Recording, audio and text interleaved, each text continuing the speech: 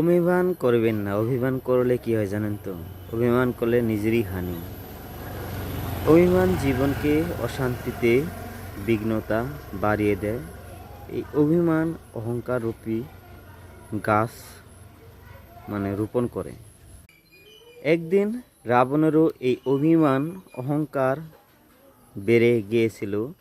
সে সোনার লঙ্কা ভেবেছিল যে আমার 1,00,000 নাতি আর 1,00,000 পতি এই জায়গায় রাজত্ব করবে, কিন্তু সেই অভিমানে তার 16 লঙ্কা আর 1,00,000 নাতি আর 1,00,000 পতি চুরচুর হয়ে গিয়েছিল এই অহংকার বা অভিমানে।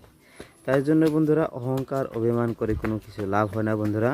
আমরা কিসের অহংকার করি? এই ইটে বালু দিয়ে বানানো এই ঘর বাড়ি টাকা পয়সার জন্য। রাবণ তো কি দিয়ে বানিয়েছিল জানেন তো? সোনা, হীরা, মানিক এই বিলাক দিয়ে বানিয়েছিল এই লঙ্কা।